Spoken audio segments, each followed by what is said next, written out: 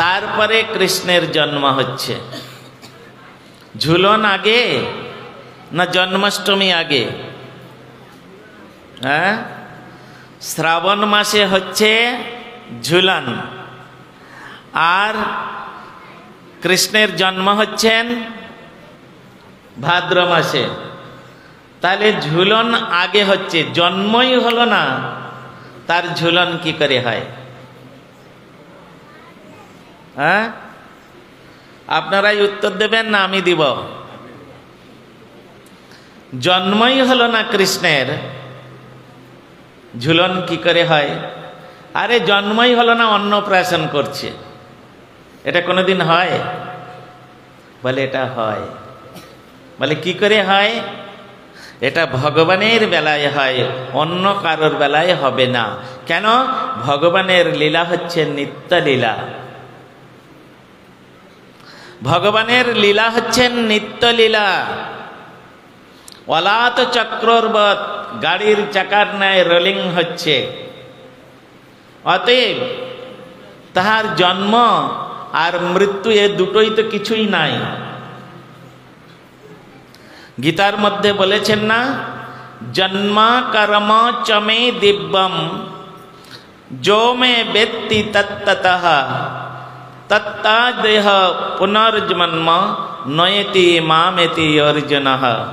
হে অর্জুন, আমার জন্ম মৃত্যু নাই, আমি নিত্য শাশ্বত সনাতন বস্তু। অতএব আমার জন্ম মৃত্যু নাই। আমি এই জগতে অবতরণ করি মাত্র, আর সেইটা কাউর কোনো ব্যক্তিকে কেন্দ্র করে এই জগতে আসি, তখন সকলে আমাকে বলে আমি জন্মগ্রহণ করেছি। কিন্তু জন্ম কর্ম চমে দিব্যম, ডিভাইন আমার জন্মকর্ম। এই তত্ত্বটুকু যিনি জানেন যে আমার এই জগতে জন্মকর্ম হয় না, যেমন সূর্যদেব এখন নাই, নাই, এটা মিথ্যা কথা। সূর্যদেব নিত্যকাল আছেন, আমার চোখের অন্তরালে চলে গেছে বলে সেটা নাই, এটা কি করে ভাববো আমি? আমার চোখের অন্তরালে, এখন আমেরিকায় যান সূর্য দেখতে পাবেন, তাহলে সূর্য নাই বলছেন? কোথায় গেছে সূর্য? সূর্য আছেন নিত্যকাল, সে আমার সামনে থেকে বা আমার চোখের অন্তরালে চলে গেছে, তাই আমরা দেখতে পাচ্ছি না বলে আমরা মনে ভাবি সূর্য নাই। ভগবানের লীলাটা ওই প্রকার। ভগবানের লীলা হচ্ছে নিত্য লীলা। অদ্যাপিও সেই লীলা করে কৃষ্ণ রায়, কোন কোন ভাগ্যবান দেখিবারে পায়। অতএব ভগবান এখনো শ্রীধাম বৃন্দাবনে তিনি তার নিত্য লীলা করে যাচ্ছেন, কিন্তু সেটা দেখার মতো চোখ থাকতে হবে। তো কোন কোন ভাগ্যবান তার দিব্য দৃষ্টির দ্বারায়, তার ভক্তিরূপ চক্ষুর দ্বারায় তিনি সেই লীলা দর্শন করছেন। আমাদের সেই চোখ নাই, আমরা দর্শন করতে পারছি না, এই জন্য আমরা বলছি ভগবান অনেকদিন আগে লীলা করে চলে যাচ্ছেন। না, অলাত চক্রবৎ গাড়ির চাকার ন্যায় নিরন্তর রোলিং হচ্ছে। সুতরাং ভগবানের জন্ম না হলে বা তিনি না থাকলে তার ঝুলনটা হবে কি করে?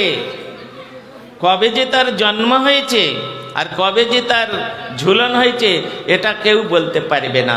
অনন্তদেব পর্যন্ত সেটা বলতে পারছে না। এই জন্য তিনি নাম রেখে দিলেন অনন্ত রাখিল নাম অন্ত না পাইয়া। ভগবানের লীলার অন্ত পাচ্ছেন না। আর যদি এই জগতের বিচারে আমরা ধরি, আমাদের যে এই জগতে ভগবান যে লীলা করেছেন সেই বিচারে ধরি, তাহলে আজকের ভগবানের এই যে ঝুলন লীলা হচ্ছে, তার মানে 1 বছর হতে আর মাত্র 8 দিন বাকি আছে। জন্ম হয়ে গেছে 1 বছর আগে। 1 বছর যেদিন তার জন্ম হলো সেদিন থেকে তো তিনি আর ঝুলবেন না, একটু তার সময় লাগবে, বড় হতে লাগবে, হামাগুড়ি দিতে লাগবে, ইত্যাদি ইত্যাদি নানা রকম ব্যাপার আছে। তা ঝুলনটা কখন থেকে হয়েছে? ছোট্টবেলা থেকে এই ঝুলনায় ঝোলার অভ্যাসটা কৃষ্ণের খুব ছিল ছোট্টবেলায় থেকে। কেন? যখন গোকুলে ভগবান শ্রীকৃষ্ণ তিনি নন্দ মহারাজের গৃহে জন্মগ্রহণ করেছিলেন, তো যখন তার বয়স হয়েছিল 11 মাস 20 দিন, 11 মাস 20 দিন, ছেলেটা একটু হাঁটতে শেখেনি, সবে মাত্র হামাগুড়ি দিতে শিখেছে। আর এই রকম ভাবে হামাগুড়ি দিয়ে মা ওদিকে গৃহকাজে ব্যস্ত থাকেন, তো আর ওকে ছেড়ে দেয়। যেমন আমাদের বাড়িতে একটা বাচ্চা আছে, হ্যাঁ, যখন তখন রাস্তায় চলে যায়, সেই রকম হামা দিতে দিতে কখনো কখনো দরজার বাইরে চলে যায়। আর ভর্তি সেই জঙ্গলের মধ্যে নানা রকম হিংস্র পশু রয়েছে, না জানি কখন আক্রমণ করে তার উপরে। মা সবসময় ভীত সন্ত্রস্ত, কি করবেন? তাকে তো বেঁধে রাখাও যাচ্ছে না, কেন কান্নাকাটি করে? আরে এমন সুন্দর ছেলেটাকে বেঁধে রাখতে হৃদয়ে বড়ই মায়া লাগে, তাই মা তাকে বাঁধতেন না। বড়ই আদরণীয় তিনি। কেন? অনেক দিন তপস্যা করে পূজা করে, অনেক দেব দেবতার আরাধনা করে বৃদ্ধ বয়সে তিনি এই কৃষ্ণকে পুত্র রূপে লাভ করেছেন। আর যেমন তেমন তো পুত্র নয়, দেখিলে নয়ন হয় অচেতন, ঝরে প্রেমময় বাড়ি। হ্যাঁ, এমন তার রূপ। সেই রূপের সেই কৃষ্ণকে যদি একবার কেউ দেখেন, তাহলে আর তার নয়নটা ফিরাতে পারবে না। এমন সুন্দর রূপ, এমন সুন্দর বালকটাকে কে বেঁধে রাখা যায়? হ্যাঁ, না না না, আমি বেঁধে রাখবো না। তাহলে কি করব? এই যে বড় চঞ্চল হয়ে গেছে, যখন তখন যা তা দেখতে পেলে ছুটে ধরে যায়। আগুন দেখলে আগুন ধরতে যাচ্ছে, কখনো কখনো সাপ দেখছে, সাপকে ধরতে যাচ্ছে। নানা রকম অবস্থা, হামাগুড়ি দিতে দিতে এদিক ওদিক ছোটাছুটি করছে। কি করবেন? মা তখন কি করেছেন, যারা বৃন্দাবনে গিয়েছেন গোকুলে, দেখবেন নন্দ মহারাজের যে ভবনটা ছিল 84 খাম্মা যুক্ত ভবন। 84টা খাম্বা মানে এরকম পিলার আছে, সেই পিলার উপরে নন্দ মহারাজের রাজপ্রাসাদ। আর এক একটা পিলারের মধ্যে ফটিক স্তম্ভ, হ্যাঁ, ফটিক যে কাঁচ, সেই কাঁচ লাগানো আছে। মা যশোমতী কি করেছেন, তার শাড়ি, পরনের শাড়ি এই পিলার থেকে ওই পিলারে একটা বেঁধেছেন, বেঁধে একটা দোলনা তৈরি করেছেন। আর দোলনা তৈরি করে, কৃষ্ণ তো এখন হাঁটতে শেখেননি, সবে হামাগুড়ি দিতে শিখেছেন। এখন এইভাবে কি করেছেন, মা দোলনা তৈরি করে আর তার মধ্যে শুইয়ে রেখে মা এবার নিশ্চিন্তে কাজ করছেন। আর তো নামতেও পারছে না, কৃষ্ণ নামতে পারছে না, আর হাঁটতেও পারছে না। তাই তার মধ্যে বাধ্যতামূলক তিনি এখন শুয়ে শুয়ে, আর ওই কি করবেন, নিজের আনন্দে খেলিছ এ বিশ্বলয়ে বিরাট শিশুর ন্যায় আন মনে, নিজের মনে তিনি নিজেই খেলা করছেন। মা আনন্দে তিনি গৃহকর্ম ইত্যাদি সমস্ত কিছু তিনি সমাপন করছেন। তাই ছোটবেলা থেকে তার ওই কাপড়ের দোলনাতে ঝুলে ঝুলে, তারপর মা যখন একটু বড় হলো, দেখলো এই তো কাপড় যদি ছিঁড়ে পড়ে যায়, হ্যাঁ, তাই তিনি কি করলেন, দড়ি দিয়ে একটা খুব সুন্দর দোলনা বানালেন। এই যে একটা দোলনা টাঙানো আছে দেখছেন, এই দোলনার মতো একটা দোলনা টানিয়ে, আর তার মধ্যে কৃষ্ণকে শয়ন করিয়ে দিয়ে, আর নানা রকম ভাবে তাকে দোলনাতে ঘুম পাড়ানোর জন্য নানা রকম ভাবে গান গাইছেন। কৃষ্ণের যে রূপের কথা, কৃষ্ণের যে গুণের কথা, এই সমস্ত গানগুলো তিনি কীর্তন করছেন। নিজের মনে তিনি গোবিন্দের গুণগান করছেন। কেন? এমন ছেলের গুণগান যদি কেউ না করে, সে মা হওয়ার যোগ্য নয়। হ্যাঁ, এত রূপবান, এত গুণবান। তাই গান গাচ্ছে কি, একটা গান তারা ব্রজের মধ্যে সব সময় গাইত। গোপীরা তারা মস্তকের উপরে নানা রকম পশুরা নিয়ে তারা মথুরার বাজারে বিক্রয় করতে যাবে, ওই একটি কীর্তন তারা করতে করতে যেতেন। মা যশোমতী তিনি গোপালকে রাত্রেবেলায় কালে কোলের কাছে নিয়ে তার পিঠে মাথায় বুলাতে বুলাতে ওই একটি কীর্তনই করতেন। নাই শুইয়ে তাকে ঘুম পাড়া দর মাধবেতি, হ্যাঁ, গোদামোদর মাধবেতি গোবিন্দ দামোদর মাধবেতি।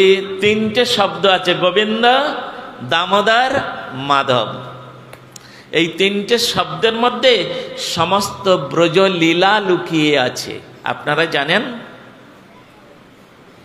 কৃষ্ণ যত লীলা করেছেন, কৃষ্ণ যত দিন পর্যন্ত ব্রজে থেকে যত লীলা করেছেন, সমস্ত লীলা এই তিনটে নামের মধ্যে মিশ্রিত হয়ে আছে।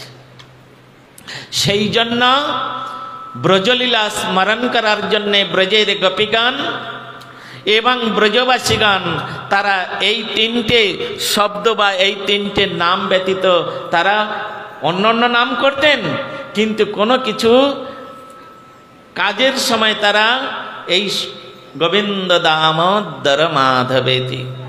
এর ব্যাখ্যা শ্রীল সনাতন গোস্বামী পাদ তিনি ওই যে দামোদর অষ্টকম, আমরা যে কার্তিক মাসে দামোদর অষ্টকম লীলা কীর্তন করি, হ্যাঁ, সেই দামোদর অষ্টকের মধ্যে তিনি তার দিগদর্শিনী টিকার মধ্যে খুব সুন্দর রূপে বর্ণনা করেছেন।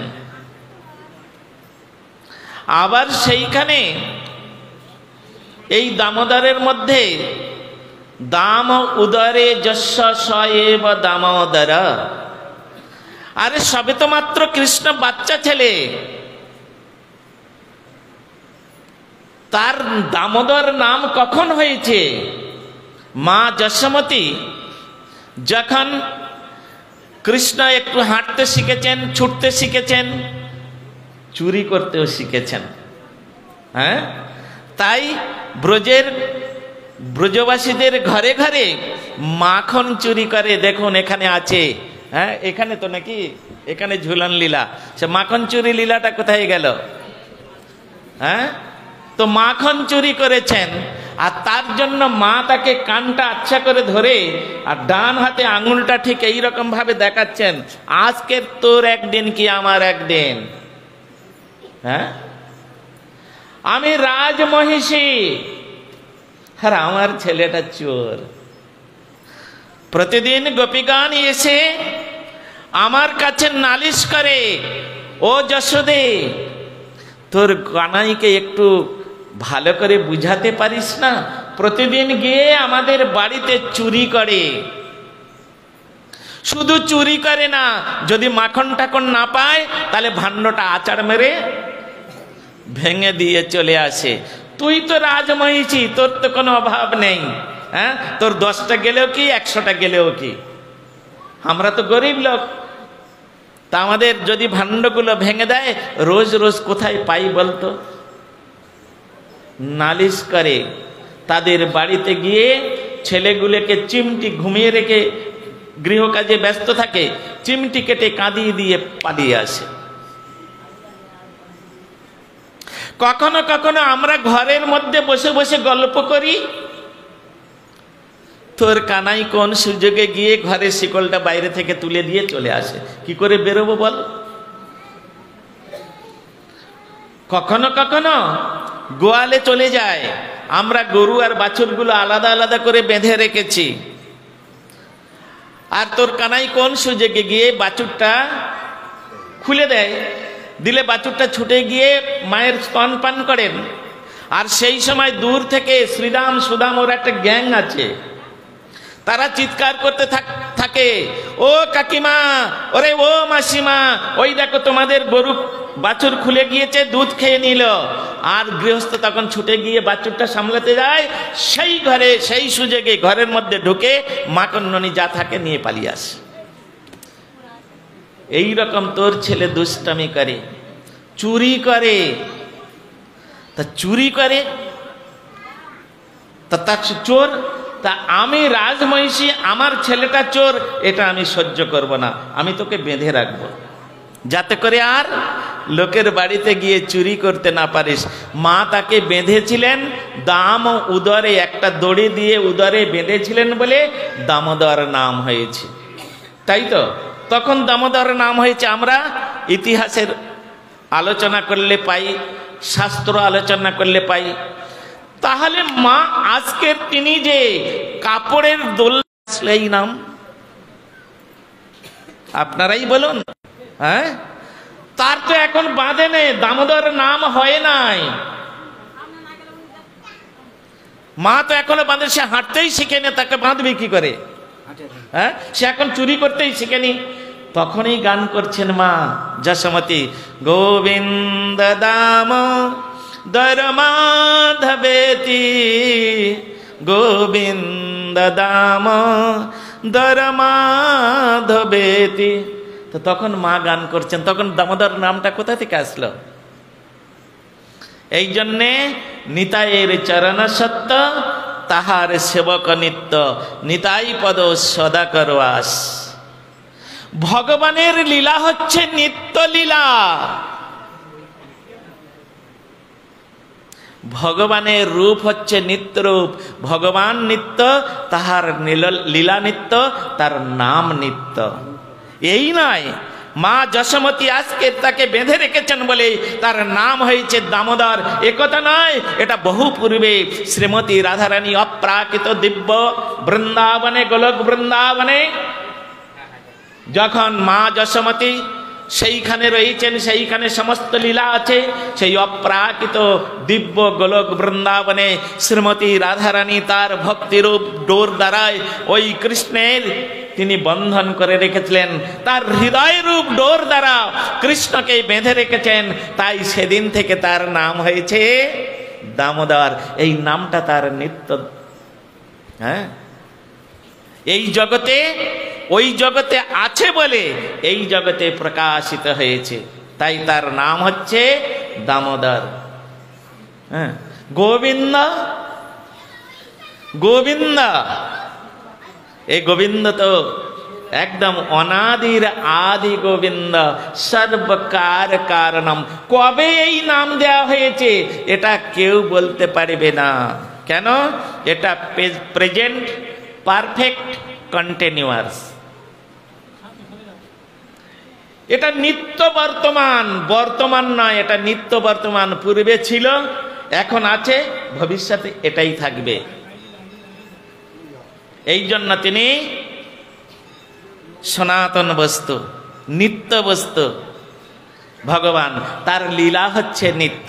এই জগতে তিনি যখন আসছেন তখন ওই জগতের লীলাগুলো এই জগতে প্রকাশ করছেন।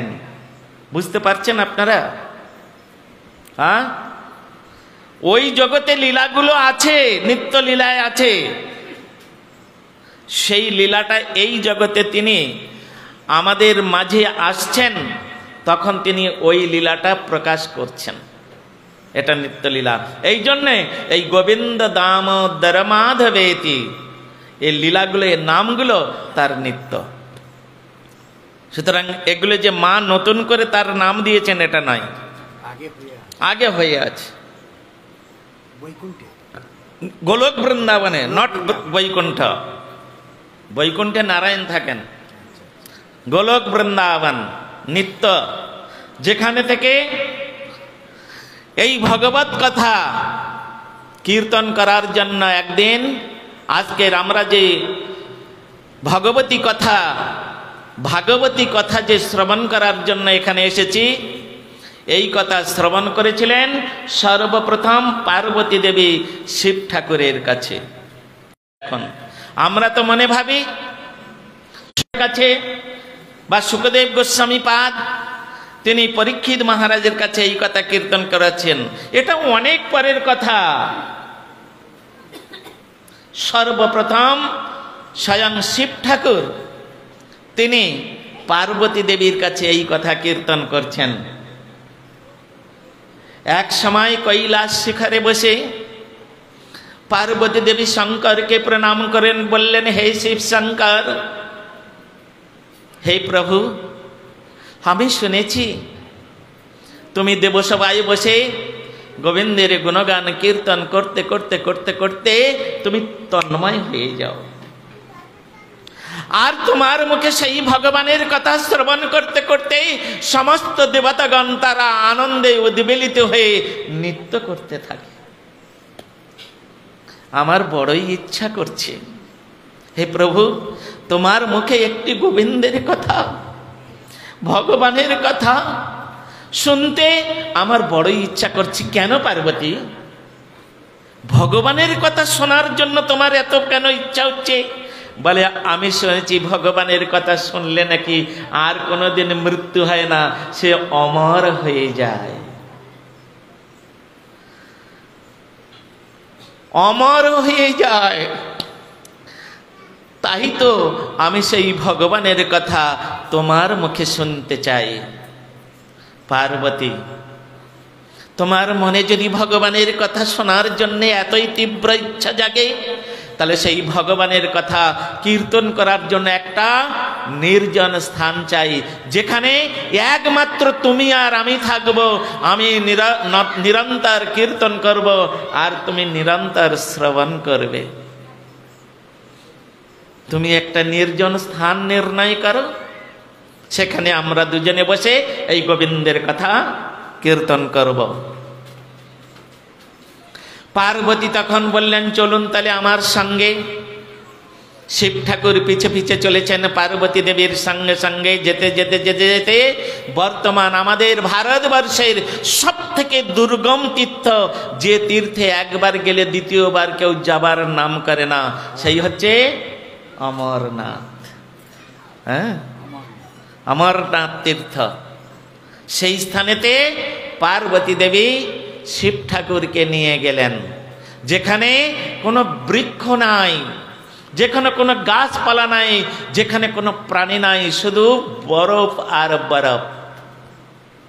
সেখানে পার্বতী দেবী তাহার মায়ার দ্বারায় একটা অপরূপ সুন্দর অশোক বৃক্ষ সেখানে তিনি নির্মাণ করলেন।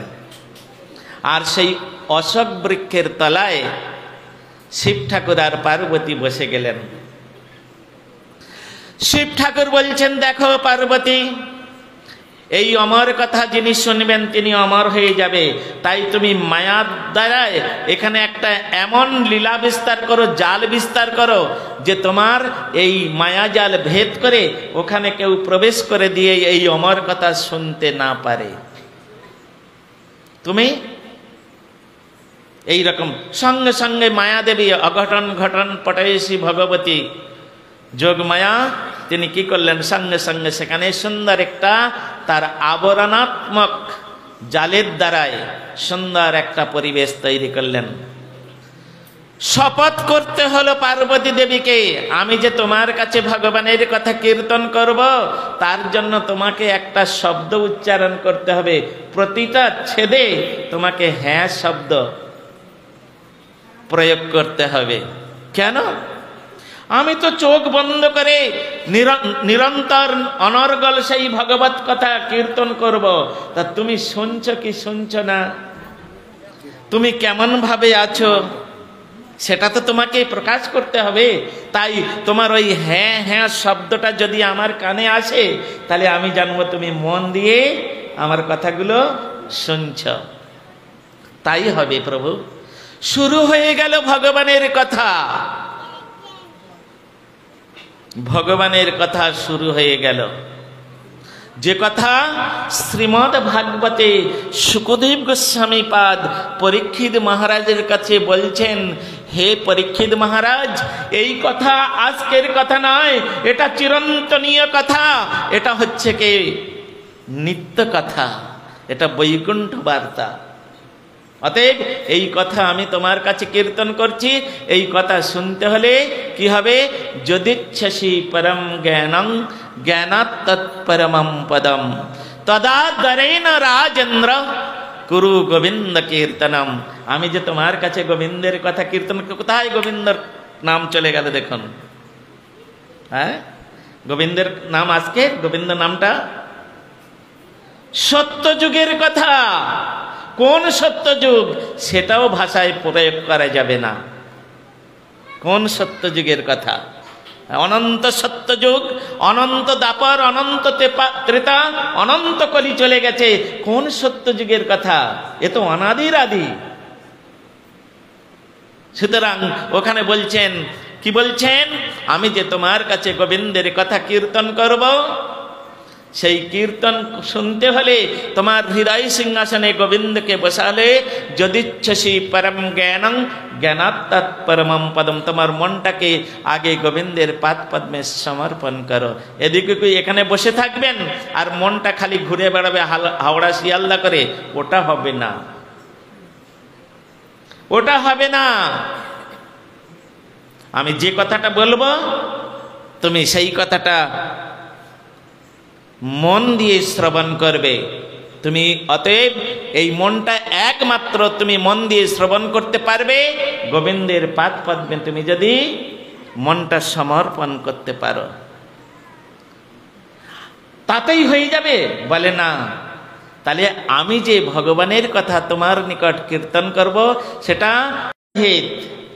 অনুরাগের সহিত পারবো, আমি তোমায় গ্যারান্টি দিচ্ছি। ব্যাস। আর যখন এই রকম পার্বতী দেবীর কাছে শিব ঠাকুর তিনি শুরু করেছেন, তখন নিত্য গোলক বৃন্দাবন কৃষ্ণচন্দ্র তিনি তার সেই নিত্য গোলক বৃন্দাবনে কীর্তন করেন। নিত্যকাল সুখসারী রাধা গোবিন্দের কথা সেখানে কীর্তন করেন। অকৃষ্ণের অষ্টোত্তর শতনাম কিনে তার মধ্যে দেখবেন সুখসারীর দ্বন্দ্ব কথা বলে আছে।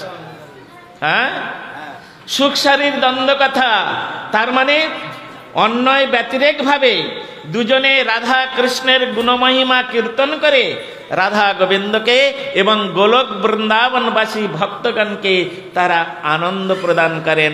সুখ শব্দের অর্থ নিত্য আনন্দ, যাকে আশ্রয় করলে কোনোদিন দুঃখ কষ্ট জ্বালা যন্ত্রণা ভোগ করতে হয় না, সে হচ্ছে সুখ পাখি। কোথায় থাকে? নিত্য গোলক বৃন্দাবনে। ভগবান কৃষ্ণচন্দ্র সুখকে বললেন, সুখ আজ্ঞে প্রভু, ওই দেখো কৈলাস শিখরে পার্বতী দেবীকে স্বয়ং শঙ্কর তিনি ভগবানের কথা, আমার কথা, অমর কথা শোনাচ্ছেন। হ্যাঁ, তুমি শীঘ্রই ওখানে চলে যাও, গিয়ে ওই মায়াদেবীর অর্থাৎ পার্বতী দেবীর মায়াজাল ভেদ করে তুমি ওখানে চলে যাও। ওই দেখছো অশোক বৃক্ষ, ওই অশোক বৃক্ষের ডালের আড়ালে বসে তুমি এই কৃষ্ণ কথা শ্রবণ করো। কেন প্রভু? কিসের জন্য? উত্তর দিয়ে প্রশ্ন করো না, যা বলছি তাই শোনো, ভবিষ্যতে কাজে লাগবে। এই বলে ভগবানকে প্রণাম করে দিয়ে আর তিনি সেখানে থেকে চললেন সেই কৈলাস শিখরে, একদম যেখানে ওই অমরনাথ বর্তমান যে তীর্থ সেইখানে তিনি চলে গেছেন। গিয়ে অপ্রাকৃত দিব্য গোলক বৃন্দাবনের পাখি ছে ওই কৈলাস শিখরের পার্বতী দেবীর মায়াজাল ভেদ করতে তার এক বিন্দুও সময় লাগলো না। ভেদ করে অশোক বৃক্ষের ডালে বসে তিনি এখানে কৃষ্ণ কথা শ্রবণ করতে লাগলেন। আর তখন পার্বতী দেবী তিনি করজল কৃতাঞ্জলি পুটে আর চক্ষু মুদ্রিত করে কর্ণটা সেই শিব ঠাকুরের বার্তাতে দিয়ে শিব ঠাকুর যা বলছে তাই শুনছেন আর হ্যাঁ হ্যাঁ শব্দ দিয়ে যাচ্ছেন। কিন্তু ওহো বিষ্ণু মায়া, এ হচ্ছে মায়া আর বিষ্ণু মায়া। গীতার মধ্যে বলেছেন দৈবী ঝেষা গুণময়ী মম মায়া দুরত্তয়া মাম এই বজে প্রপদ্যন্তে মায়া মেতং তরন্তিতে। হে অর্জুন, তুমি ভালো করে শুনে রাখো, এই যে দুর্গা দেবী, এই যে মহামায়া, যে মায়ার দ্বারাই আমরা সকলে মোহিত হয়ে আছি, এই মায়াটা অন্য কারোর মায়া নয়, এটা মম মায়া। মম মানে আমার, এটা আমার মায়া, একে কেউ অতিক্রম করতে পারবে না, একে কেউ অতিক্রম করতে পারবে না। মম মায়া দূরত্বয়া, হ্যাঁ একজন পারবে, হে অর্জুন, কে? মাম এব, এখানে এক বচন, মাম এব, কেবল মাত্রই আমাকেই যিনি শরণাগত হবে, মায়া মে তরন্তিতে, তিনি মায়াকে হ্যাঁ তিনি মায়া উত্তীর্ণ হয়ে চলে যাবে, মায়া তাকে স্পর্শ করতে পারবে না। এই মায়ার হচ্ছে দুটো বৃত্তি, একটা কৃষ্ণ উন্মুখ আর একটা কৃষ্ণ বহির্মুখ। যারা কৃষ্ণ থেকে দূরে থাকতে চায় তাদের কাছে তিনি মহামায়া, আর যারা ভগবানকে ভালোবাসেন, যারা ভগবানের কাছে যেতে চান, যারা গোলক বৃন্দাবনে যেতে চান, তাদের কাছে তিনি যোগমায়া। এই যোগমায়ার আরাধনা করেছিলেন ব্রজের গোপীগণ কৃষ্ণকে পাবার জন্য। শ্রীমদ্ ভাগবত দশম স্কন্ধ, সেখানে বলছেন কাত্যায়নি মহামহে মহাযোগেন্দ্রনেশ্বরী নন্দসূতং পতি মে কুরুতে নমঃ। হে যোগমায়া, তোমার চরণে পুষ্পাঞ্জলি অর্পণ করে প্রার্থনা করছি, কি পূজা করে একটা তো কিছু চেয়ে নিতে হয় না? হ্যাঁ, একটা কিছু চেয়ে নিতে হয়, তা না হলে আমরা পূজা করব কেন? কিছু তো কিছু একটা চাইতে হবে, তা না হলে পূজা করায় কোনো লাভ নেই। পূজা করলেন, চেয়ে নিলেন কি? নন্দসূতং পতি মে কুরুতে নমঃ। হ্যাঁ, নন্দসূত, নন্দসূত কে? কৃষ্ণ। কৃষ্ণকে যেন আমরা নিত্যকাল পতি রূপে পাই। তোমার চরণে আমাদের এই একটি মাত্র প্রার্থনা। পূজা করেছিলেন, প্রার্থনা করেছিলেন, আর আমরা কয়েকদিন পরে মহামায়ার পূজা করব, তাই নাই? তার জন্য কত লোককে যে উদ্বেগ দিয়ে চাঁদা আদায় করব, তার কোনো কেন? আমরা তো সব সন্ত্রাস সৃষ্টিকারী ব্যক্তি। সন্ত্রাস সৃষ্টি না করলে আমাদের দিন কাটে না, ঘুম হয় না। তাই সন্ত্রাস সৃষ্টি করে চাঁদা আদায় করে মহামায়ার পূজা করব, বামন ঠাকুর এসে পূজা করবে, আর আমরা হচ্ছে বোতল খেয়ে ঘুরে বেড়াবো। এই তো আমাদের পূজা। ঠাকুর মশাইকে পয়সা দিয়েছে, এই আমাদের জন্য একটু কিছু প্রার্থনা করবে, বলে আমি প্রার্থনা করব। কি করবে? ধনং দেহি, রূপং দেহি, দিশ জহি, এই সমস্ত আমাকে এগুলো দাও, তোমাদের জন্য আমি এগুলো প্রার্থনা করি, যাতে করে তোমাদের ওই ফুর্তি আমোদ করার, eat and drink be merry, এটা করতে যেন কোনো অসুবিধা না হয়। কেন? তোমরা যদি এগুলো না করো তাহলে নরকের কে না গম্মতে, নরক 81 কুণ্ড নরকটা ভর্তি হবে কি করে? এই জন্য দেব দেবতার কিন্তু পূজা করা জেনে নিতে হবে। কিভাবে দেব দেবকে পূজা করলে তারা, এই জন্য চৈতন্য ভাগবতের মধ্যে লেখা আছে সর্বদেব পূজি লবে কৃষ্ণ ভক্তিবর। হ্যাঁ, সমস্ত দেবতা পূজা করে সেখানে কৃষ্ণ ভক্তি প্রার্থনা করতে হবে। বিচারগুলো শাস্ত্রের মধ্যে সেগুলো সুন্দরভাবে দেওয়া আছে, আমরা তো সেগুলো করি না।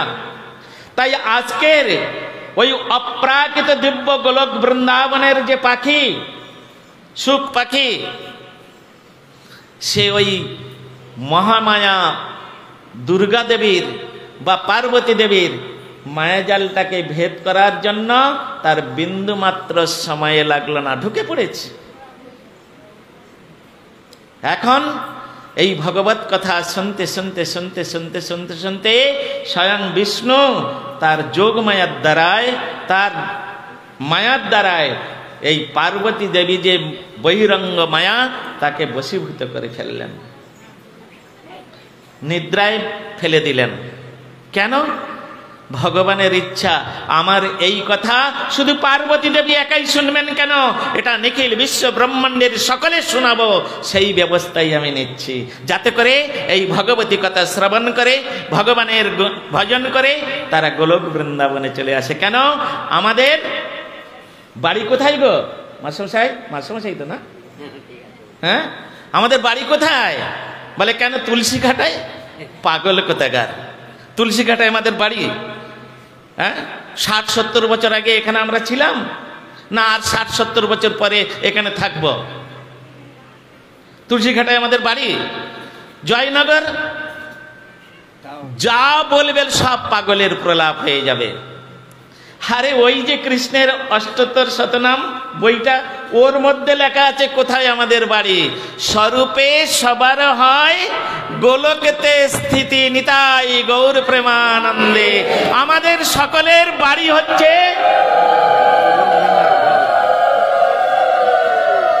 দেখুন, আমরা কেউ জানি না আমাদের বাড়ি কোথায়। ভগবান বলছেন এই ভগবতী কথা, এই ভাগবত কথা, এই অমর কথা শুনে সকলে গোলক বৃন্দাবনে চলে আসুক। সব আমার সন্তান, চিন্নন্তি বিশ্বে অমৃতস্য পুত্রা, সকলেই আমরা ভগবানের সন্তান সন্ততি। এই জন্যে গৌড়ীয় মঠের একটাই মেসেজটা কি, back to God and back to message of Gaudiya মঠ।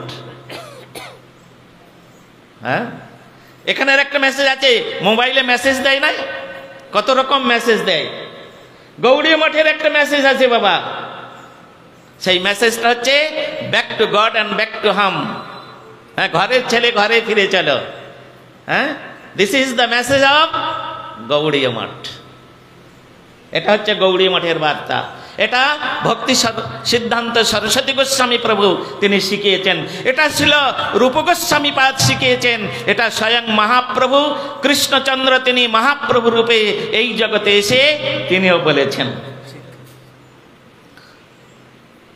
সুতরাং তোমরা ঘরের ছেলে ঘরে ফিরে যাও, এটা তোমাদের ঘর নয়, এটা জেলখানা, এটা মায়াদেবীর কারাগার। এখানে পড়ে আমরা নানা রকম যন্ত্রণায় ছটফট করছি। মায়া মায় ঘোরাবে কত, কলুর চোখ বাঁধা বলদের মতো, ভবের গাছে বেঁধে দিয়ে মা পাক দিতে ছয়বিরত, মায়া মায় ঘোরাবে কত। মায়ের কাছে প্রার্থনা করছেন। হ্যাঁ, আবার এই যে মাইক বাজে, মাইকে সব মাইকওয়ালারা শ্যামা সঙ্গীত বাজায়, তাই নয়? শ্যামা সঙ্গীত, সেখানেও একটা অপরূপ সুন্দর গান বাজায়, কিন্তু গানের মিনিংটা আমরা জানার চেষ্টা করি না। পদকর্তা লিখেছেন রামপ্রসাদ, তিনি এই গানটা মায়ের উদ্দেশ্যে গেয়েছেন, কিন্তু তার যিনি বাজাচ্ছেন বা যিনি এটা গাইছেন মিনিং বোঝে না। হ্যাঁ, সকলেই জানেন গানটা, সকলেই জানে শ্যামা সঙ্গীত মাইকে বাজায়, তাই নয়? সকলেই ফুরাইয়ে যায় মা, গানটা শুনেছেন না মাইকের মধ্যে? তার মধ্যে একটা পদ আছে, এ জগতে কেউ ভালো তো বাসে না, এ জগতে কেউ ভালোবাসিতে জানে না, যেথায় ভালোবাসি সেথা যেতে প্রাণ চাই মা, সকলে ফুরায়ে যায় মা। এই জগতে কেউ ভালো তো বাসে না, যেটুকু ভালোবাসাবাসি আছে না, এদের স্বার্থ নিয়ে বাবা। হ্যাঁ, স্বার্থ নিয়ে, নিজের স্বার্থ পূরণ করার জন্য স্ত্রী স্বামীকে ভালোবাসে, স্বামী স্ত্রীকে ভালোবাসে, বাবা ছেলেকে ভালোবাসে, ছেলে বাবাকে ভালোবাসে, এই রকম পরস্পরে। একটা বাবার দুটো ছেলে, যদি একটা ছেলেকে একটু সম্পত্তিটা বেশি দিয়ে দেয়, দ্বিতীয় ছেলে বাবার উপরে চড়াও হয়ে যাবে। হ্যাঁ, কে হবে কি না? তাহলে এটা ভালোবাসার লক্ষণ? এটা ভালোবাসার লক্ষণ? এটা ভালোবাসার লক্ষণ নয়। ভালোবাসাটা হচ্ছে অপ্রাকৃত বস্তু। হ্যাঁ, ভালোবাসাটা হচ্ছে ডিভাইন আজ্ঞে। সুতরাং ভালোবাসাটা এই জগতের কথা নয়। তাই তো বলছেন এ জগতে কেউ ভালো তো বাসে না, এ জগতে ভালোবাসিতে জানে না। যেথায় আছে শুধু ভালোবাসাবাসী, সেথা যাতে প্রাণ চায় না। তাহলে সেই ভালোবাসাটা কোথায় আছে? অপ্রাকৃত দিব্য নিত্য গোলক বৃন্দাবনে। তাই ভগবান বলছেন সুখ তুমি যাও, পাঠিয়ে দিলেন। তিনি শুনছেন। পার্বতী দেবী তিনি বিষ্ণু মায়ায় আচ্ছাদিত হয়ে তিনি ঘুমিয়ে পড়েছেন, কিন্তু সুখ চিন্তা করলেন আরে মা তো হরি কথা শুনতে শুনতে, ভগবানের অমৃত কথা শুনতে শুনতে ঘুমিয়ে গেছেন। এখন যদি ওই কন্ডিশনটা যদি শিব ঠাকুর না পেয়ে থাকেন, কি কন্ডিশন ছিল? প্রত্যেক পূর্ণচ্ছেদে তোমাকে একটা সায় দিয়ে যেতে হবে, হ্যাঁ হ্যাঁ শব্দটা করে যেতে হবে। যদি না পায় তাহলে হয়তো হরিকথা বন্ধ করে দেবে, তাহলে আমার তো শোনা হবে না। হ্যাঁ, তখন সে উপর থেকে মায়ের গলা নকল করে হ্যাঁ তিনি হ্যাঁ হ্যাঁ শব্দ দিয়ে গেলেন। অনেকক্ষণ পর যখন পার্বতী দেবীর ঘুম ছুটে গেল, যখন ঘুম ভেঙে গেল, তাড়াতাড়ি করে উঠে তখন বলছেন হে শিব শঙ্কর, আমি তো ঘুমিয়ে গিয়েছিলাম, আমি ঘুমিয়ে গিয়েছিলাম। কোন পর্যন্ত শুনেছ? কই কোন পর্যন্ত শুনেছি? আমি বলছি এরপরে কি বলেছ আমার মনে নাই, আমি শুনি নাই। তুমি ঘুমিয়ে গিয়েছিলে? হ্যাঁ। সে কি?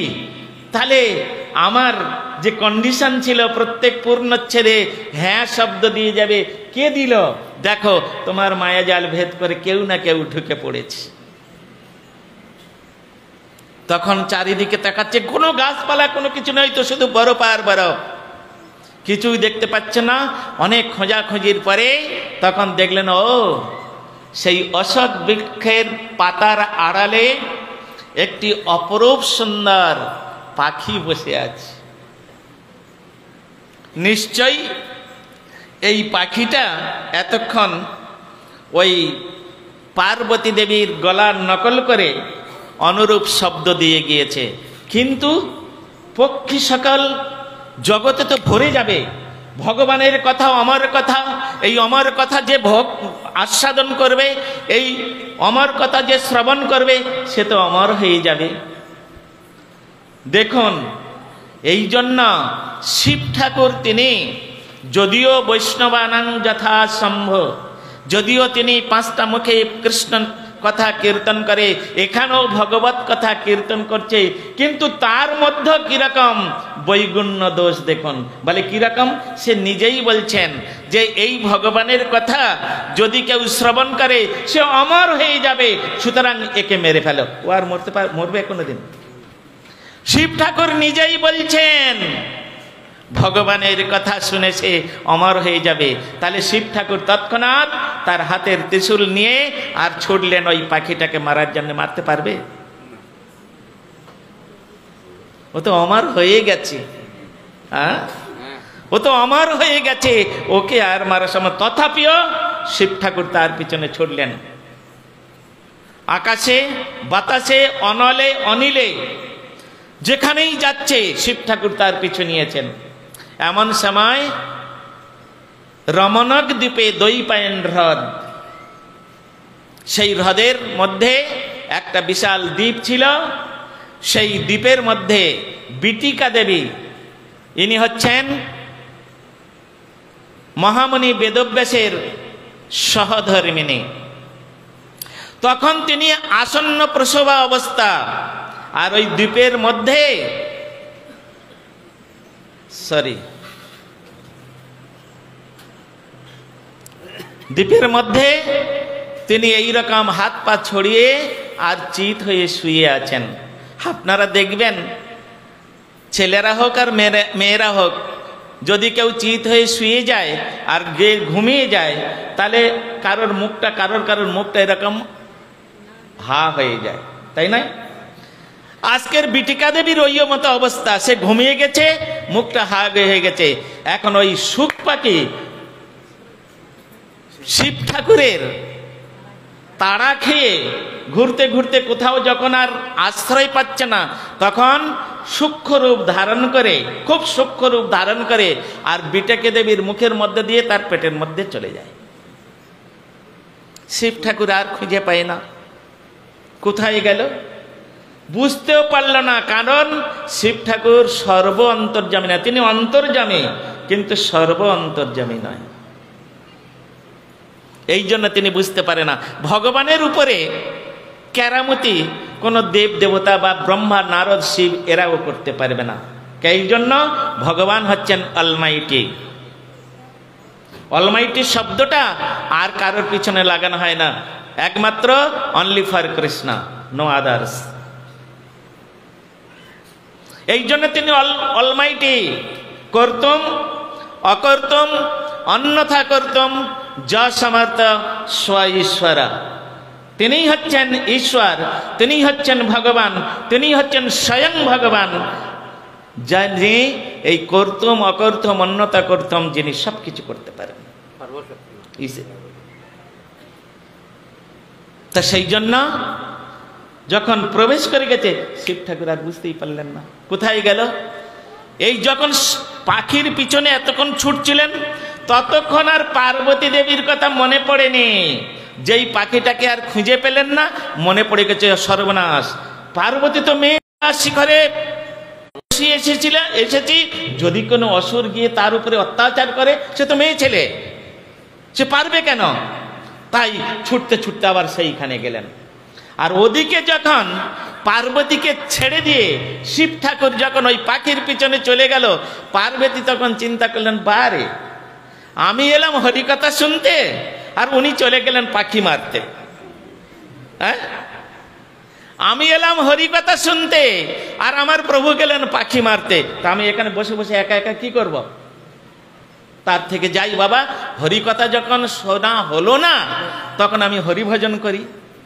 হ্যাঁ, উনি ওখান থেকে নেমে বর্তমান যেটা হচ্ছে বৈষ্ণদেবী নামে বিখ্যাত, বৈষ্ণদেবী, উনি কে? উনি পার্বতী দেবী।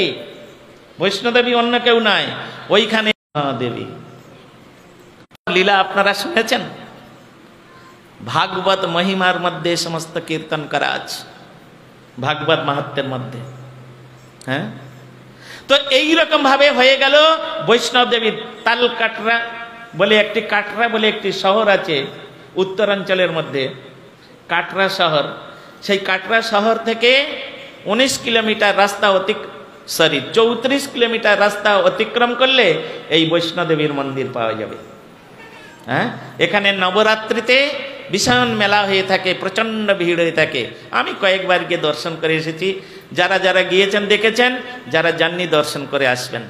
দেখলেন পার্বতীও নাই, তখন ওইখানে বসে তিনি তখন সেই বিষ্ণু আরাধনায় উনিও মগ্ন হয়ে গেলেন। হ্যাঁ, নাম হলো অমর কথা কীর্তন করছিলেন বলে তার নাম হলো অমরনাথ। অমর কথা কীর্তন করছিলেন বলে তপস্যা রূপী শিব ঠাকুরের নাম হয়ে গেল অমরনাথ। অমরনাথ হচ্ছেন শিব ঠাকুর আর বৈষ্ণদেবী মানে পার্বতী দেবী। হ্যাঁ, তাই প্রতি বৎসর এই শ্রাবণ মাসে ওখানে বরফের শিবলিঙ্গ তৈরি হয়। আমরা ওটা দেখে এসেছি, আমি 3 বার ওখানে গিয়েছিলাম, তো ওটা আমি দেখে এসেছি। তাই এই হচ্ছে অমরনাথ, অমর কথা, সেই কথা কীর্তন করছেন। তা এখন এদিকে বিটিকা দেবীর গর্ভে যখন ওই সুখ পাখি প্রবেশ করে গেলেন,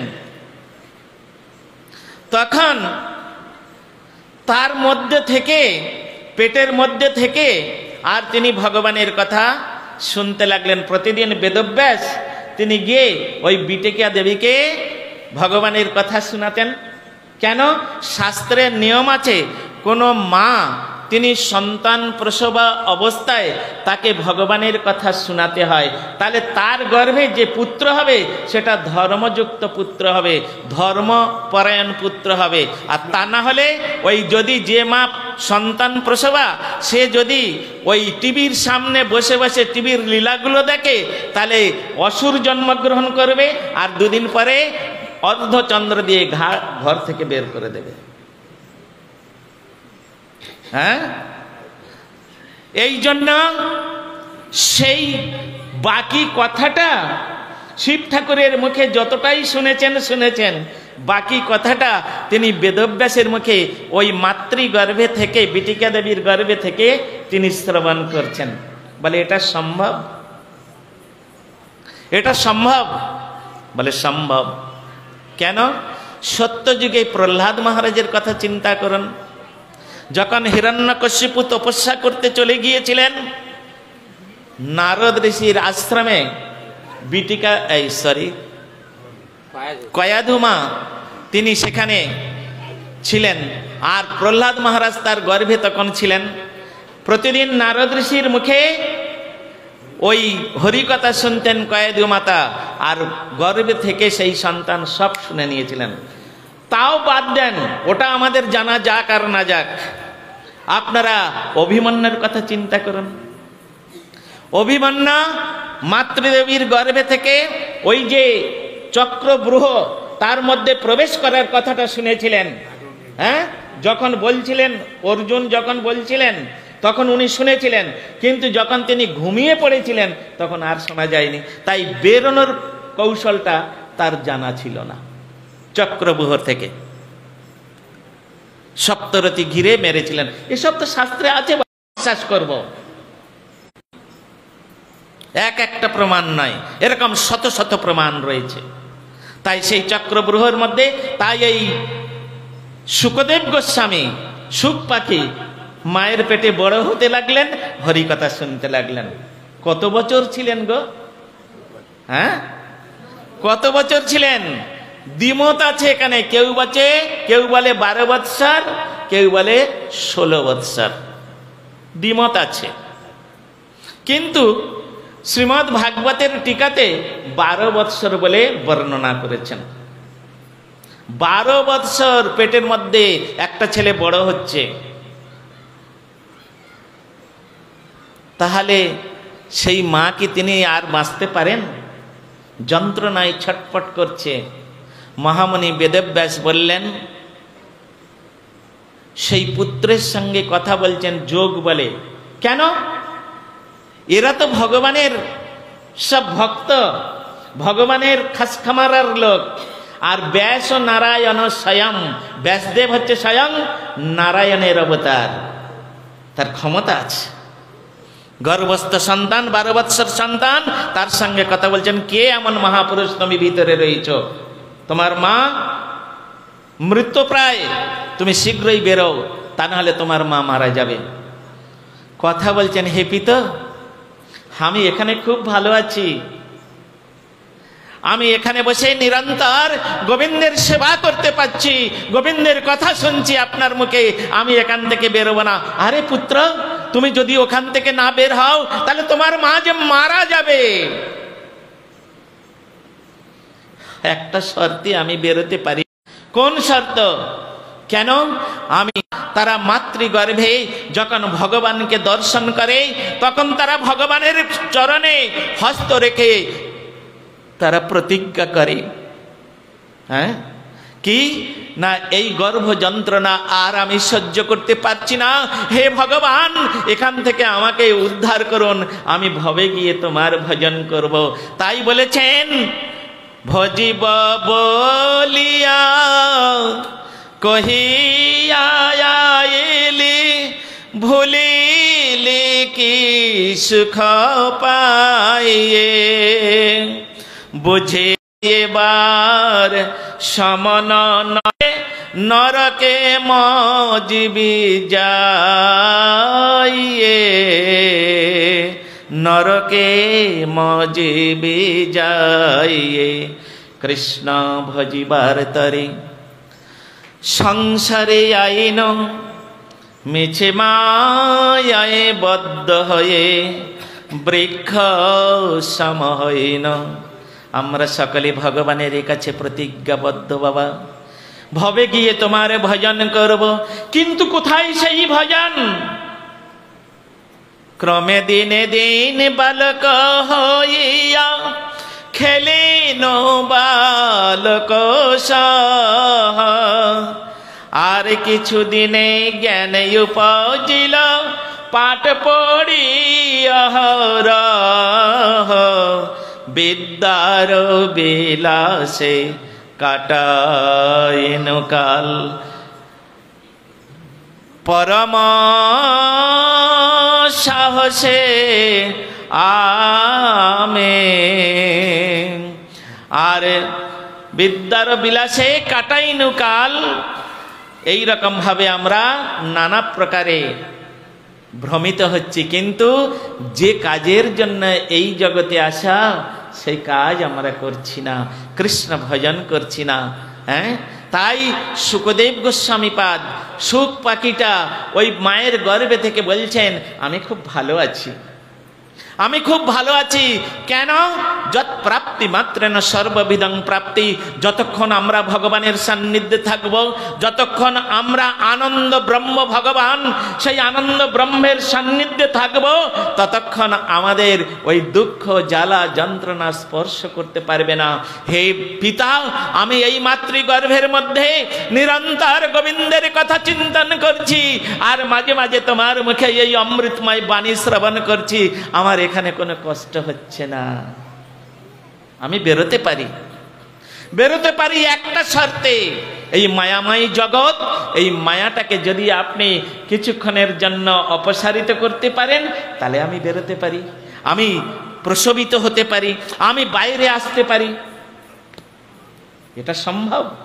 মায়াকে অপসারিত করা মানে চন্দ্র সূর্যের গতি বন্ধ হয়ে যাবে, সমস্ত নদী স্তব্ধভূত হয়ে যাবে, জগতে আগুন লেগে যাবে, অসম্ভব।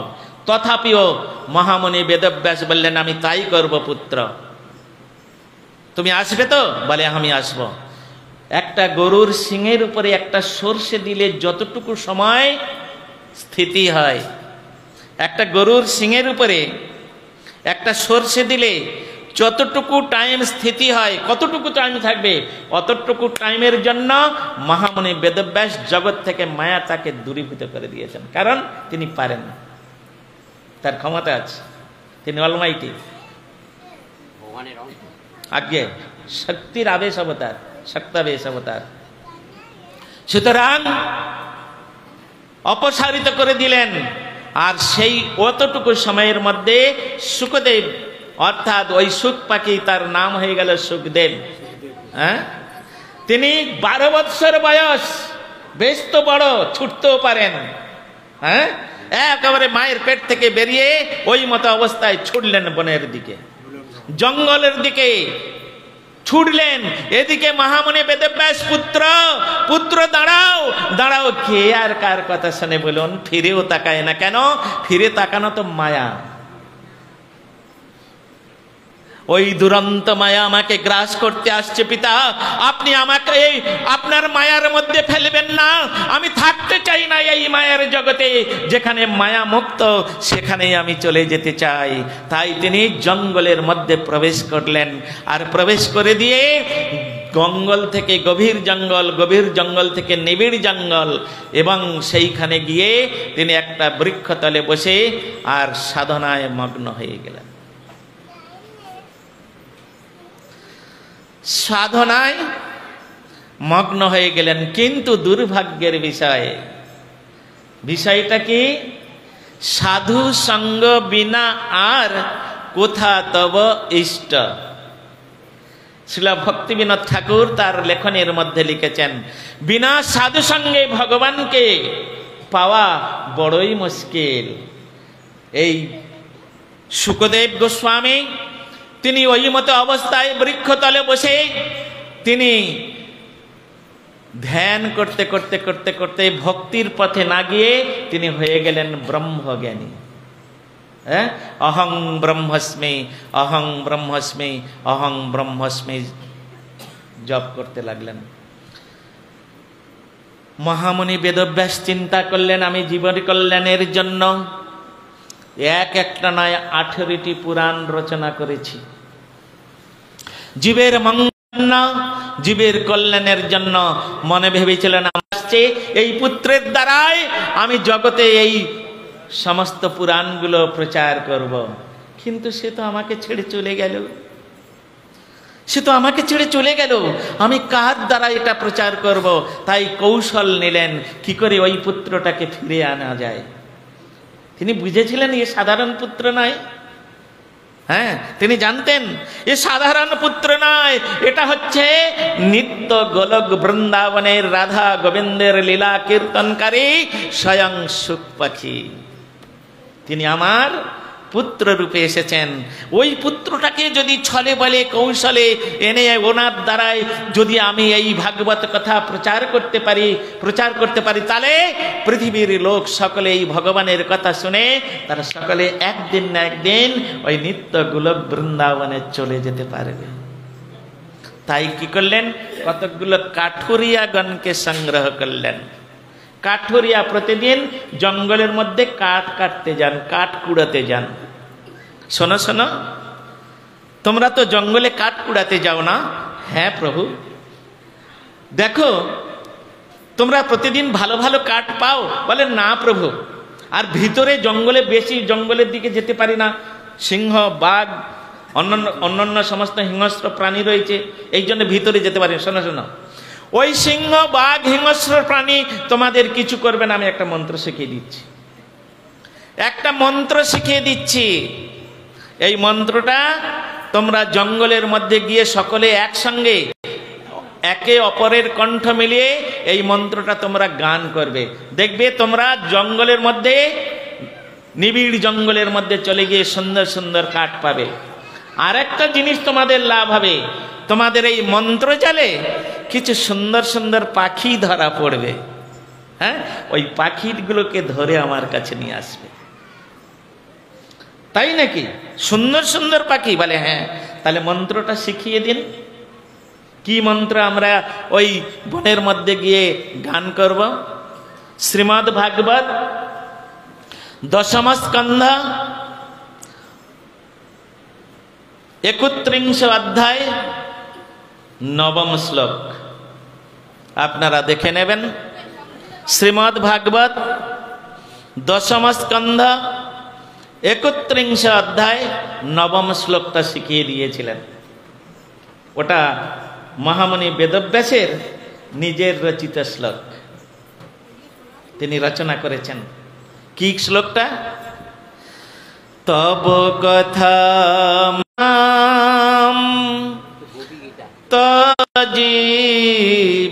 জীবনাম কবি ভেড়িতাম কলমশাপহম শ্রাবণ মঙ্গলম শ্রীমদাততাম ভুবি গৃহ্ণন্তি তে ভূরিদা জনম। सुखदेव गोस्वामी पाद श्रील परीक्षित महाराज के सुंदर रूपे এই শ্লোকটা শুনলেন। তৎপূর্বে মহামুনি বেদ, এটা শ্লোক গোপী গীত, আপনারা সকলেই জানেন হয়তো। এখন এই শ্লোক তারা শিখে নিয়েছেন, মুখস্থ করে নিয়েছেন। বামাকণ্ঠী তারা, মায়েদেরকে বলা হয় বামাকণ্ঠী, কাঠুরিয়া না তারা। তাদেরকে শিখিয়ে দিয়েছেন। জঙ্গলের মধ্যে যখন তারা প্রবেশ করেছেন, একসঙ্গে কেউ কালের গলাটা ধরেছে, কেউ কারোর হাতটা ধরেছে, আর গুরুর প্রদত্ত যে মন্ত্র সেই শ্লোক উচ্চারণ করতে আরম্ভ করতে করতে নির্ভয়ে চলেছে তারা। কেন? গুরুদেব বলেছে কোনো ভয় নাই। যেমন তেমন গুরু তো নাই, হ্যাঁ, যেমন তেমন গুরু নাই। তস্মাৎ গুরু প্রপদ্যেত জিজ্ঞাসু শ্রেয় উত্তমম শব্দে পরে চ নিষ্ণাতং ব্রহ্মণ্য উপশমাশ্রয়ম। এইরকম গুরু যিনি আমার অসতম সদ্গময়, মৃত্যুরতম অমৃতগময়, অন্ধরতম জ্যোতির্গময়, এইরকম যার পাওয়ার আছে, সুপ্রিম পাওয়ার যার মধ্যে দেওয়া আছে, সেই বেদব্যাস হচ্ছেন গুরু। নির্ভয়ে চলেছেন কোন হিংস্র প্রাণীর। আর ওই মন্ত্র শুনে যত হিংস্র প্রাণী তারা ওদের পিছনে পিছনে নাচতে নাচতে যাচ্ছে। আহা, কি মধুর পরিবেশ! এইরকম ভাবে যখন হরিণ আসছে একদল, যেমন মহাপ্রভু ঝাড়খণ্ডের রাস্তায় সমস্ত বাঘ ভাল্লুক সিংহকে তারা হরিনাম, তিনি হরিনাম দিতে দিতে সবাইকে উন্মত্ত নৃত্য করিয়েছিলেন, সেই রকম কাঠুরিয়া জ্ঞানের পিছে পিছে ওই রকম বাঘ সিংহ হরিণ ভাল্লুক তারাও নাচতে নাচতে এই সুমধুর ভগবত নাম রূপ মন্ত্র শ্রবণ করতে করতে তারা চলেছেন। ভগবানের কথা কে না ভালোবাসে বলুন?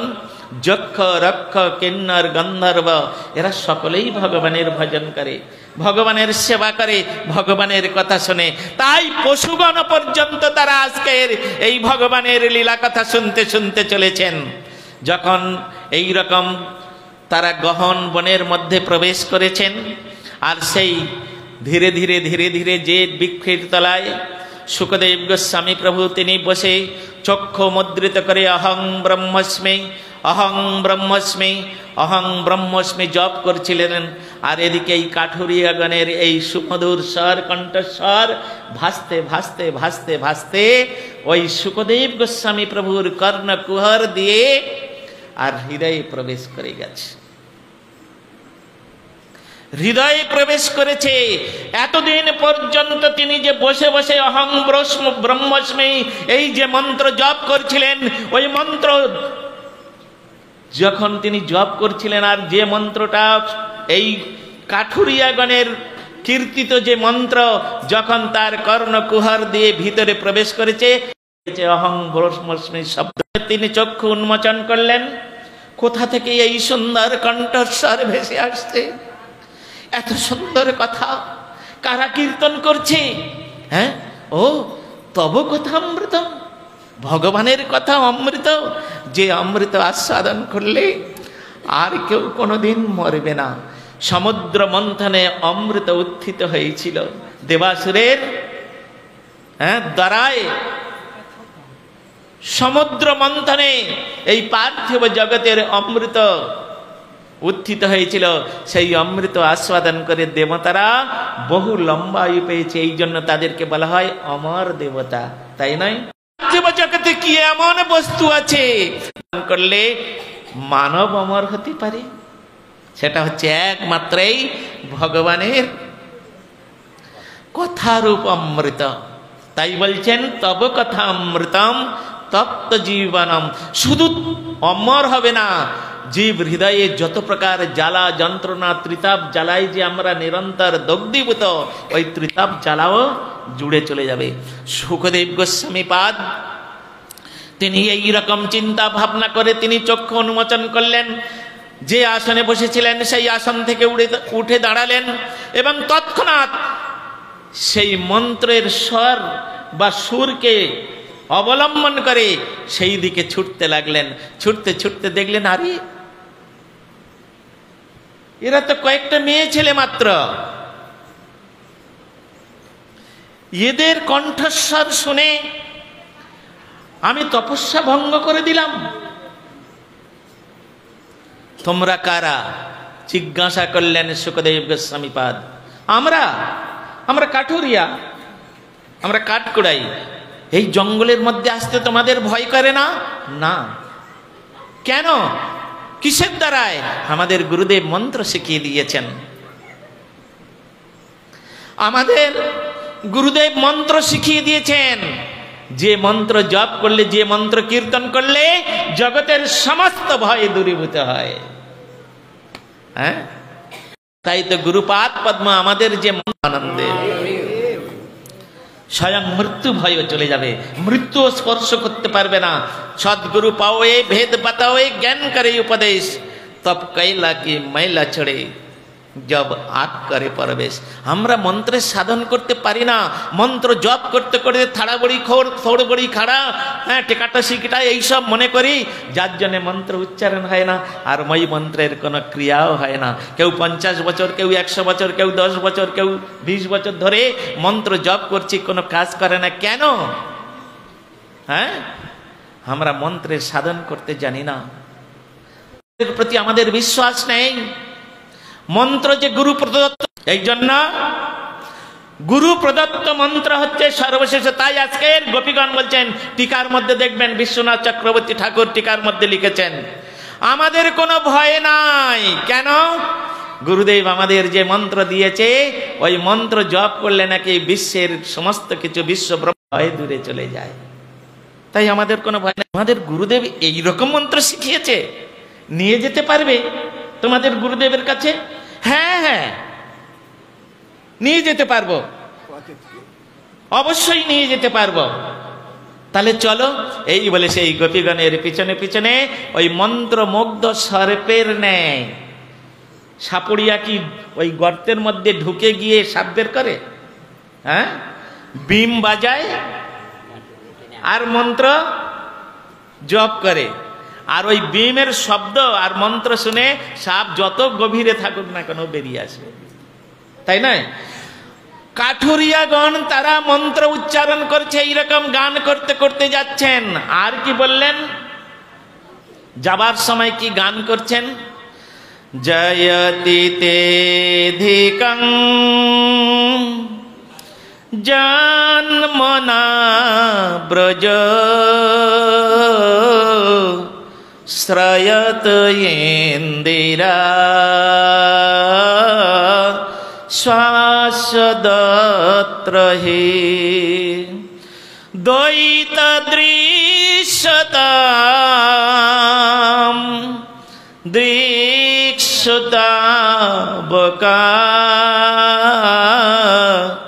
স্ত্রয়িধিতা শব স্তং বিচিন্নতে।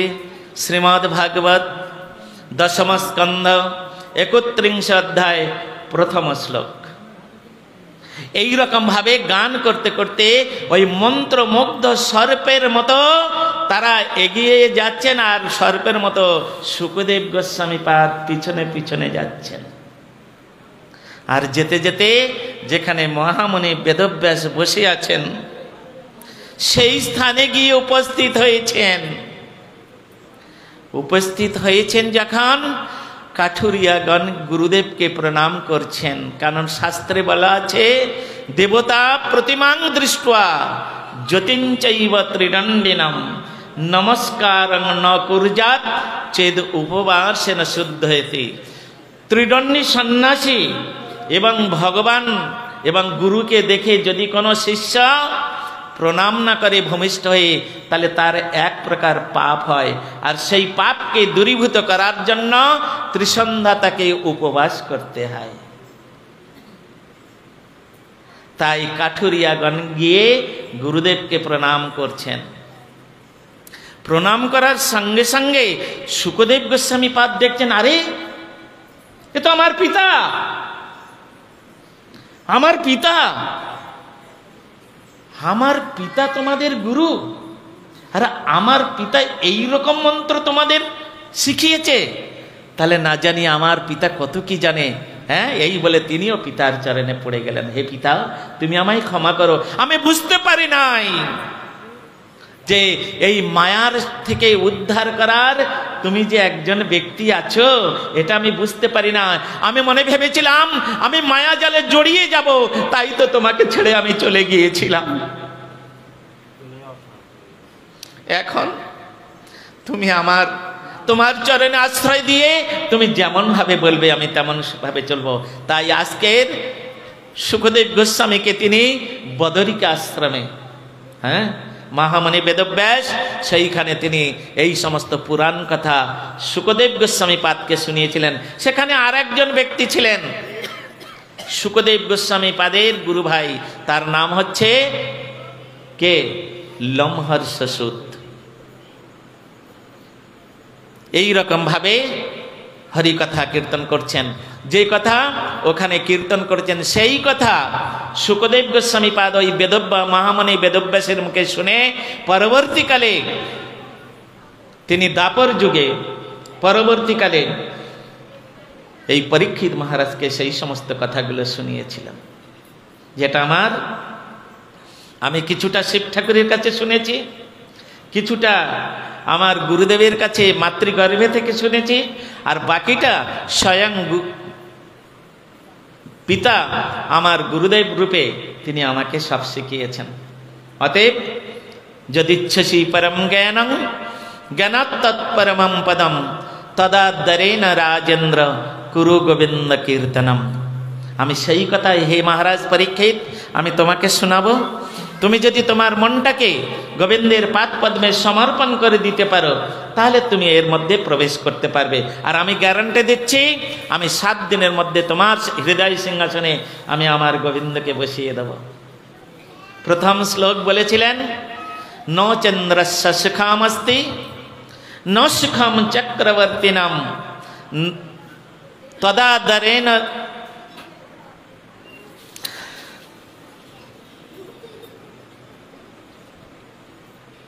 এখানে বলছেন নো চন্দ্রস্য সুখামস্তি ন সুখম চক্রবর্তীনম সুখমস্তি বিরক্তস্য মুনিরে শান্তমনিনা। আমরা এই জগতে সকলে সুখী হতে চাই, তাই নয়? আমি সন্ন্যাসী হয়েছি, তাতে কি হয়েছে? হ্যাঁ, গেরুয়া বস্ত্র ধারণ করে সন্ন্যাস বেশ নিয়ে আপনাদের সামনে চৌকির উপরে বসে বড় বড় কথা বলছি, হ্যাঁ, আর সবাই আমার মুখের দিকে আপনারা তাকিয়ে আছেন। আপনাদের থেকে আমি মনে হয় খুব উঁচু, খুব বড় ধরনের ব্যক্তি আপনারা মনে ভাবছেন, কিন্তু না, কিন্তু না। কেন? আমিও সুখ চাই, এই পার্থিব জগতের সুখ আমারও দরকার আছে। এই জন্যে এখানে বলছেন আমরা সকলেই তো সুখী হতে চাই, কেউ হয় কেউ হই না। না না, হয় না বলবো আমি না, হয়ে না। হ্যাঁ, সবাই আমরা সুখ চাই। সেই সুখের জন্য আমরা কি করি? সুখ পাবার জন্য ভালো থাকবো, ভালো খাবো, ভালো পরবো, এর জন্য আমরা যদি কাউকে মার্ডার করতে হয় তাও করে দেব, তথাপি চাই সুখ।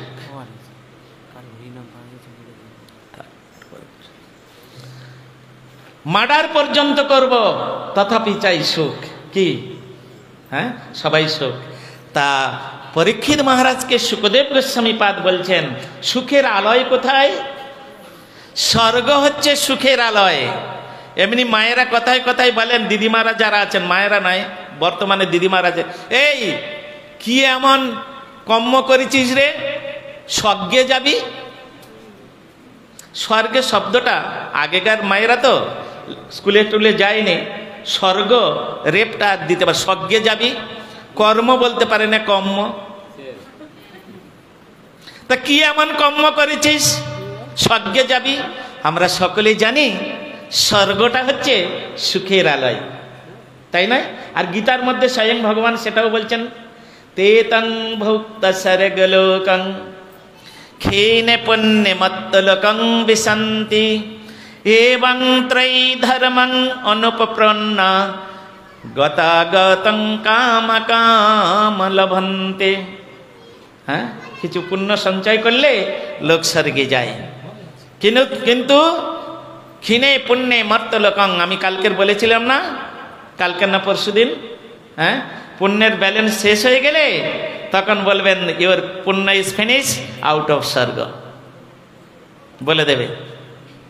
সুতরাং এখানে ক্ষীণে পুণ্যে মত্তলোকং বিশন্তি চলে আসতে হবে। তাই আজকের সুখদেব গোস্বামী পাদ বলছেন, নো চন্দ্রস্য সুখমস্তি, সেই যে সুখের আলয়ের যে রাজা, হ্যাঁ, সে সুখী নাই। স্বর্গের রাজা কে গো? কে মাস্টারমশাই? স্বর্গের রাজা কে? তাহলে স্বর্গের রাজা হচ্ছেন ইন্দ্র। সেই ইন্দ্র নো চ ইন্দ্রস্য সুখম অস্তি নো চন্দ্রস্য সুখম অস্তি। আগে ইন্দ্র আদৌ সুখী নয়, সেও সুখী নয়। তাহলে সেই সুখের রাজত্ব যে চালায় সে নিজেই সুখী নয়। হ্যাঁ, নো চন্দ্রস্য সুখম অস্তি নো সুখম চক্রবর্তীনম। চক্রবর্তী রাজাও সুখী নয়। কেন?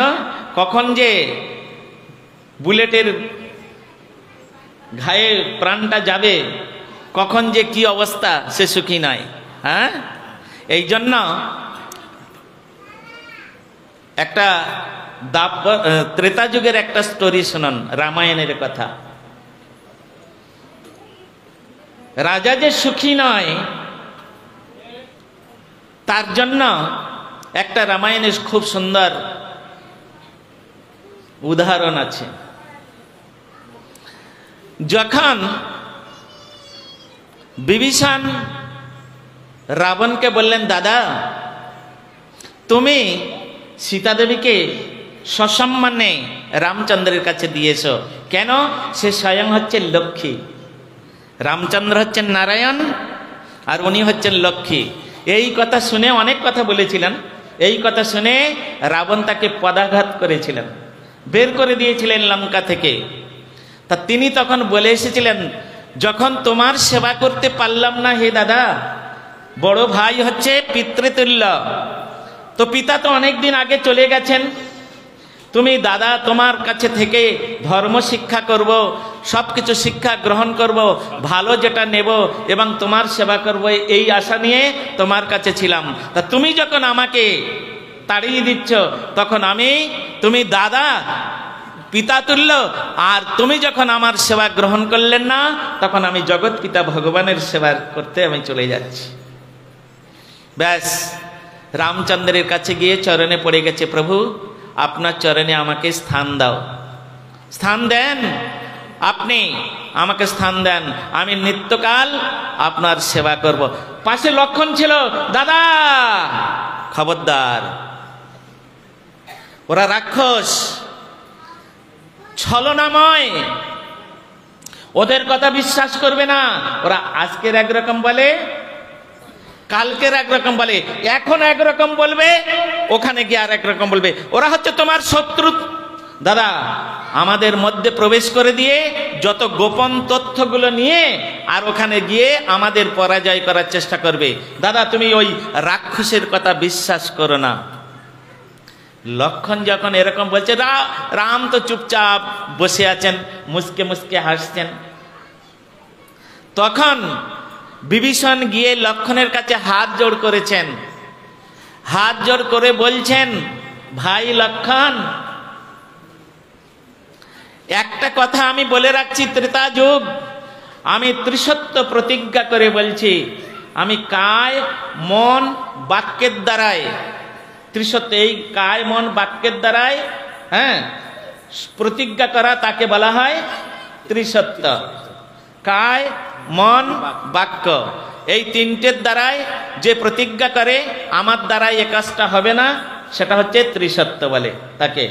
হ্যাঁ, অনেকে বলে 3 বার বললে ত্রিসত্য হয়, না না, ও তো হামেশা 10 বার বলছে, তাও 10 সত্য হচ্ছে না, ত্রিসত্য। হ্যাঁ, কায় মন বাক্য এই তিনটের দ্বারাই যেটা প্রতিষ্ঠিত হয় তাকে বলা হয় ত্রিসত্য। তা আমি ত্রিসত্য করে বলছি, আমার মধ্যে যদি বিন্দু মাত্র কপটতা থাকে, আমি যদি ভগবান রামচন্দ্রের চরণে মিথ্যা কথা বলি, তাহলে আমি কলিযুগের রাজা হব, আমি কলিযুগে রাজা হব, শতপুত্রের পিতা হব, আর ব্রাহ্মণ ঘরে জন্ম নেব। লক্ষণ বলছে, দেখছো দাদা, পুরো কপটতার মধ্যে রাজা হবে, চিন্তা করেছো? হ্যাঁ, কলিযুগে রাজা হওয়ার জন্য কত লোককে খুন করছে তার ঠিক নেই, কত রাজা হওয়ার জন্য, মন্ত্রী হওয়ার জন্য কত লোকের প্রাণ চলে যাচ্ছে তার ঠিক নাই। আর ও আমাদের সামনে এসে বলছে কলিযুগের রাজা হবে। চিন্তা করছো? আবার বলছে শতপুত্রের পিতা হবে। বাবা বাবা, আর ব্রাহ্মণ ঘরে জন্ম নেবে। যত ভালো ভালোগুলো সব বেছে নিয়েছে। তখন রামচন্দ্র মুখ খুললেন, দাঁড়িয়েছিলেন তো পাশে, হ্যাঁ, বস বস ভাই বস, তুই এখন বাচ্চা ছেলে, কিছুই বুঝিস না, বস। ওরে কলি মানে সব নেগেটিভ। ও বলেছে কলিযুগের রাজা হবে, তা কলিযুগের রাজা হলে তাকে বুলেট খেয়ে মরতে হবে। মাথায় তার একটাও চুল থাকবে না, এমন প্রজা হবে কলিযুগে তার চুল সব ছিঁড়ে নেবে, তাকে রাজসিংহাসনে থাকতে দেবে না।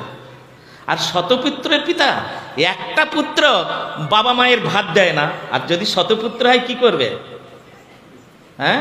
আর ব্রাহ্মণ ঘরে জন্ম নেবে, এটা হচ্ছে কলিযুগের ব্রাহ্মণ সব ভ্রষ্টাচারী হবে। হ্যাঁ, যার জন্য বললেন যে, বলেছিলেন যে কলিমাশ্রিত রাক্ষসা কলিমাশ্রিত জন্মনা জায়তে ব্রাহ্মণ রাক্ষসা কলিমাশ্রিত। কলিযুগে সত্য কি বলে, ত্রেতা যুগের সমস্ত রাক্ষসগণ তারা কলিযুগে ব্রাহ্মণ কুলে জন্মগ্রহণ করবে, এটা বলা আছে শাস্ত্রে। আপনারা যদি দেখতে চান আমি দেখিয়ে দেব।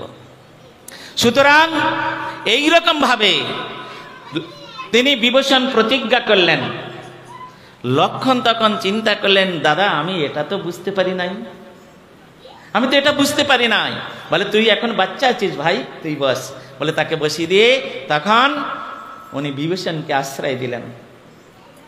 বিভীষণ তার কে ওইভাবে আশ্রয় দেওয়ার জন্য রামচন্দ্রের পাশে তিনি তার মিত্রতা হয়ে গেলেন। ওই জন্য একটা কীর্তনের মধ্যে আছে না, রাক্ষস হইয়া বিভীষণ বৈশে ঈশ্বর সবার মাঝ, বলো না কি কুল বিদুরের ছিল, খাইল যাহার ঘর, ওরে মন কি করে বর নকুল, দেখো না কেমন সাধনা করিল, গোকুলে গোপের নারী, জাতি কুলাচারে তবে কি করিল, সে হরি যে ভজে তারি। হনুমান পশুকুলে এসেছিলেন বাবা, হ্যাঁ, ভগবানের ভজন করে সে ভগবানের সেবক হয়ে গেল। এই হনুমানের কৃপা ব্যতীত রামচন্দ্রকে কোনোদিন পাওয়া যাবে না। এইরকম সুন্দর সুন্দর বিচারগুলো আমাদের এই সনাতন শাস্ত্রের মধ্যে রয়েছে বাবা। যারা সরস্বতী নিঃসৃত ধারায়, যারা এই ধর্মের মধ্যে, এই শাস্ত্রের মধ্যে প্রবেশ করবেন, তারা এটা বুঝতে পারবেন আমাদের সনাতন হিন্দু শাস্ত্রটা এমন শাস্ত্র, হ্যাঁ, তার মধ্যে এমন বস্তু আছে যে বস্তুটা পৃথিবীতে যত শাস্ত্র আছে, হ্যাঁ, মুসলিম শাস্ত্র, খ্রিস্টান শাস্ত্র, বৌদ্ধ শাস্ত্র, জৈন শাস্ত্র, যত শাস্ত্র আছে কোনো শাস্ত্রের মধ্যে নাই। হ্যাঁ, এখানে ভক্ত এবং ভগবানের যে মিলন আছে, এখানে ভগবানের সঙ্গে ভগবানের ভক্তের কথোপকথন আছে, যেটা অন্য জায়গায় নেই, অন্য শাস্ত্রে নেই। সেই জন্য এইরকম ভাবে তিনি বলছেন, ন চন্দ্রস্য সুখমস্তি ন সুখম চক্রবর্তী নাম। সুখমস্তি, তাহলে সুখী কে? সুখীটা কে গো? সুখমস্তি বিরক্তস্য মনিরে শান্ত মনিনা। এই কে সুখী, এটা আমরা আগামীকাল আলোচনা করব। আজকের টাইম ইজ পাস, অর্থাৎ আজকের টাইম শেষ হয়ে গেছে। আমরা এইখানেই